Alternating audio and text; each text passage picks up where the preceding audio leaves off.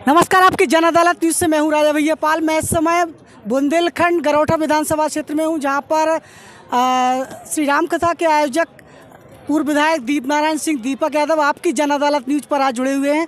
बात करेंगे यूपी चुनाव को लेकर जिस तरीके से सरगर्मियाँ जो चल रही हैं। सबसे बड़ा मुद्दा समाजवादी पार्टी का क्या है इस समय? देखिए, समाजवादी पार्टी ने हमेशा से गांव किसान की बात की है, नौजवान की बात की है। राजनीति की जो मूल भावना है कि ये देश किसानों का है, ये देश गांव में बसता है। जब तक गांव का विकास संभव नहीं है, जब तक गांव को विकसित नहीं किया जाएगा, देश खुशहाली के रास्ते पे नहीं आ सकता। और हमें जब भी मौका मिला है समाजवादी पार्टी को सरकार में आने का, हमने बजट का 70% पैसा गाँव पर खर्च किया। हमने अम्बेडकर ग्राम बनाए, हमने लोहिया ग्राम बनाए, जनेश्वर मिश्रा ग्राम बनाए। अखिलेश जी की जो विज़न था वो था कि कैसे हम इस बजट के पैसे को लोगों की तरक्की का साधन बना दें। कन्या विधवा योजना लेकर आए, 1200 करोड़ रुपए किसानों की बेटियों को दिए। वो लैपटॉप योजना लेके आए, गरीब मजदूर के बेटों को लैपटॉप देने का इंतज़ाम किए। पेंशन योजना लेके आए, 55 लाख महिलाओं को पेंशन का इंतज़ाम किए। तो मैं कह सकता हूँ कि समाजवादी पार्टी का लक्ष्य है कि जनता का पैसा जनता के हाथों में पहुँच कर उसकी तरक्की की वजह बने। मैं कह सकता हूं कि समाजवादी पार्टी इन मुद्दों को लेकर आज भी सबसे मजबूत विकल्प के रूप में खड़ी है।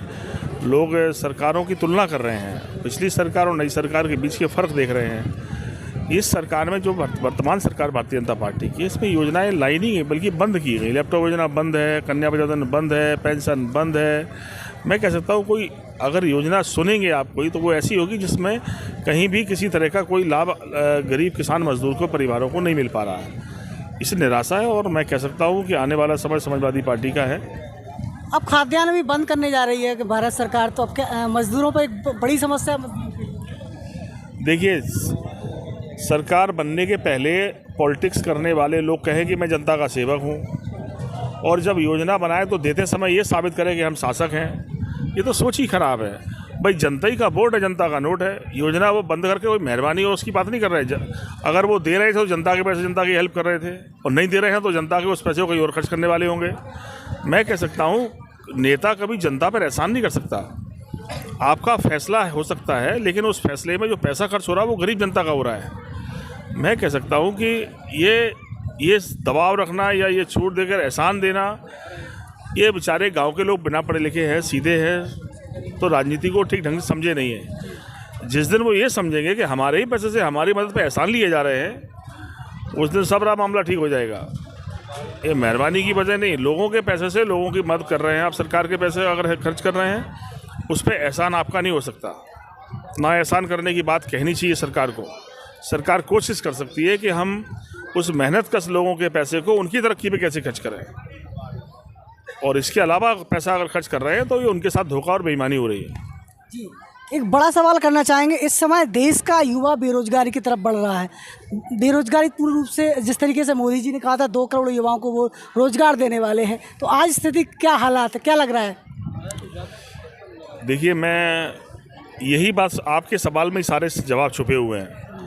क्या मोदी जी ये नहीं जानते थे प्रधानमंत्री बनने के पहले 15 साल मुख्यमंत्री थे?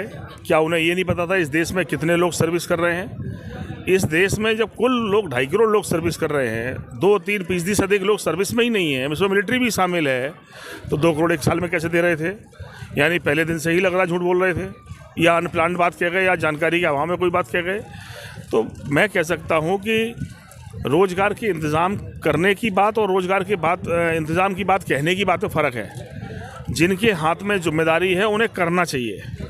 विपक्ष तो कह सकता कि इंतज़ाम हम करेंगे, हम जब सत्ता में होंगे, लेकिन जो सत्ता में वो कह रहा करेंगे, तब क्या करें? फिर कौन करेगा? जिनको करना है उन्हें फैसले की आवश्यकता है। वो इंडस्ट्री डालें, वो डेवलपमेंट के लिए रास्ते बनाने के साथ साथ एम्प्लॉयमेंट पे काम करें। आपके बगल का चीन देश है, चीन ने एक नया रास्ता बनाया और आज दुनिया का तरक्की वाले देशों के बीच में खड़ा है। उसने एक प्रोडक्ट एक गांव में बनाकर या एक शहर में बनाकर अपनी एक अलग पूरी दुनिया में पहचान बनाई। रिसर्च किया कैसे किसान श्रम का उपयोग करके, मेहनतकश लोगों का उपयोग करके हम प्रोडक्ट बनाएं और दुनिया के सामने एक बाज़ार में। मैं कह सकता हूं कि हिंदुस्तान में बहुत संभावनाएं हैं। हिंदुस्तान का आदमी बहुत मेहनतकश है, लेकिन हमारा प्लानिंग ही नहीं है, प्लानिंग का अभाव है। जब तक एक ऐसे विज़न का आदमी देश की सत्ता पे नहीं बैठेगा जिसका विज़न हो कि हमें प्रतिपल लोगों की मदद करने है। एक तो होती है मदद भाषणों से, एक मदद होती फैसलों से। ये जनता देख रही है कि मदद फैसलों से हो रही है या भाषणों से हो रही है, दोनों चीज़ें जनता देख रही है। दीपक जी, अभी अभी आपके बेटे ने कहा है कि गरौठा विधानसभा क्षेत्र में इस तरीके से वो आपको अपना आइडल मानते हैं और युवा उनसे जुड़ रहे हैं, युवाओं को रोजगार की तलाश है, तो क्या यदि आप विधायक बनते हैं तो रोजगार की तरफ आपका क्या ध्यान रहेगा गरौठा में? बिल्कुल, हमारा लक्ष्य है कि अगर हम सरकार में आते हैं, हम लोगों ने जो आज ये डिफेंस कॉरिडोर की बात कर रहे हैं, आप मेरी बात की सच्चाई जानने के लिए आप अगर पलटेंगे इसको, मेरा पुराना वाला घोषणा पत्र देखेंगे, पार्टी का हमारा मैनिफेस्टो देखेंगे, हम लोग मैन्युफैक्चरिंग जोन लेके आए थे ये, जिसको इन्होंने डिफेंस कॉरिडोर नाम दे दिया, नाम बदल दिया। हमारा कहना ये था कि मैन्युफैक्चरिंग जोन में एक ऐसी इंडस्ट्री लगे जिसमें यहाँ के वर्कर को काम मिले, यहाँ के लोग काम ले सकें। और आप डिफेंस कॉरिडोर के नाम पर अगर डिफेंस का कोई प्रोजेक्ट लेकर आते हैं तो बनाते हैं, कोई चीज़ बनाते हैं, उसमें एम्प्लॉयमेंट यहाँ के लोगों को क्या मिलना है ये तो तय करें। कम से कम आपने ज़मीन अधिग्रहण के पहले एक कार्य योजना रखनी चाहिए थी सामने कि जहाँ से हम ज़मीन अधिग्रहण कर रहे हैं, जहाँ की ज़मीन हम ले रहे हैं, क्योंकि जो भी इंडस्ट्री लगेगी उसकी प्रदूषण का प्रभाव यहाँ के लोगों को झेलना है, बीमारियाँ यहाँ के अगल बगल के लोग झेलेंगे, तो कम से कम उसके बदले हमें सर्विस तो मिलनी चाहिए। प्रत्येक परिवार से एक नौजवान को नौकरी मिलना चाहिए। और अगर समाजवादी सरकार में कोई भी इंडस्ट्री लगेगी तो हम आपके मार्फत ये बता रहे हैं कि हम इस बात के लिए बाध्य करेंगे, कानून बनेंगे, 50% भर्ती पहले यहाँ के लोगों की होना चाहिए, उसके बाद आप कहीं रखिए। दीपक यादव जी, गरौठा विधानसभा क्षेत्र के लिए देखा जाए, जिस तरीके से आप 1000 कन्याओं की शादी करते, विवाह करते हैं, क्या समाजवादी पार्टी को से ऐसे योजना ला रही है कि पूरे उत्तर प्रदेश की कन्याओं की शादी हो सके? समाजवादी पार्टी योजना लेकर आई थी। अखिलेश जी ने हमारे इस कार्यक्रम को देखकर वही ऐलान किया था कि हम आने वाले समय में जब सरकार बनेगी तो गरीब किसान की बेटी की शादी योजना में, आज जो सरकार योजना चला रही है, चाहे मध्य प्रदेश की हो या उत्तर प्रदेश की हो, उससे अधिक पैसा अखिलेश यादव दे रहे थे शादी में। लेकिन हमने कहा ना, हमारी शादी में क्या फ़र्क है। हम लोगों ने जिस परिवार की बेटी को अपने बहन बनाया उसको अपने संसाधनों से शादी की है। सरकार के पैसे शादी करके, सरकार का पैसा तो गरीबों का पैसा है, उनके पैसे से उनकी शादी करके, तो ये जो एहसान की बात चल रही है सरकार के फैसलों पे, ये एहसान नहीं हो सकता। उनके ही पैसे उनकी शादी हुई। हाँ, हम लोगों ने ज़रूर एक कोशिश की कि अपने संसाधन बनाकर अपने उस परिवार की बेटी की शादी धूमधाम से करेंगे जिसके पास अभाव है, जिसकी शादी का सपना पूरा नहीं हो रहा है। आगे भी हमने आज ही बोला है कि अगर इस क्षेत्र की जनता को काम करने का मौका मिलेगा तो 5 साल में 1000 बेटियों की शादी करेंगे और धूमधाम से करेंगे।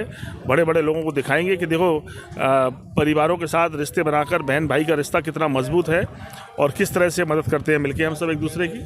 जी, इस बार क्या गठबंधन करेगी समाजवादी पार्टी अन्य पार्टी के साथ जो पिछली बार कांग्रेस का था? हमारा इसमें ये मानना है कि गठबंधन नीतियों का होना चाहिए, फैसलों का, कि हम अपने बजट का 70% पैसा गांव पे खर्च करेंगे। एक एक पल ज़िंदगी का आवश्यक है आदमी का, अगर हम उसकी तरक्की के फैसले नहीं लेते हैं तो लोग तो बहुत पीछे चले जाएंगे। ये 5 साल थोड़ी चले गए, 5 साल में करोड़ों लोगों की ज़िंदगी चली गई है, यहाँ से वहाँ हो गई। जो बच्चा 5 साल का था, अगर 5 साल पढ़ाई नहीं मिली, 10 साल के बाद पढ़ नहीं सकता, वो उसकी जीवन की पढ़ाई का रास्ता ख़त्म हो गया, अब पूरे जीवन खेती करेगा। जिसकी नौकरी मिलनी थी, अगर उसकी उम्र 30 साल थी, 35 सालों का ओवरेज हो गया, उसके बाद जीवन नौकरी नहीं मिलनी है। तो ज़िंदगी का एक एक पल महत्वपूर्ण है। राजनीति में हम वो कोशिश करेंगे कि हमारा एक एक पल राजनीतिक कोशिश किसी की तरक्की की वजह बने, और ऐसा नहीं कर पाए तो राजनीति छोड़ देंगे। आज ही बोल दिया हमने पहले ही कि अगर हम ऐसा करने में नाकामयाब समझे, हम समझते हैं कि राजनीति का इस्तेमाल करके लोगों का फ़ायदा नहीं कर सकते, उस दिन 1 घंटे भी राजनीति में नहीं रहेंगे। जनता के लिए राजनीति करेंगे और जब तक जनता के साथ खड़े हैं, दीपक जी का जो प्रकाश है वो जलता रहेगा। आपकी जन अदालत न्यूज़ पर आज के खास इंटरव्यू में फिलहाल इतना ही। लगातार हम गरौठा विधानसभा क्षेत्र से जुड़े रहेंगे। नमस्कार। और चैनल को लाइक कीजिए और चैनल के साथ जुड़ने के लिए सब्सक्राइब बटन पर क्लिक कीजिए। बेल घंटी को जरूर दबाइए, क्योंकि जब तक आप घंटी नहीं दबाएंगे जब तक नोटिफिकेशन आप तक नहीं पहुंचेगा। इसलिए आप सब्सक्राइब बटन पर क्लिक कीजिए, लाइक कीजिए और हमारे साथ जुड़े रहिए।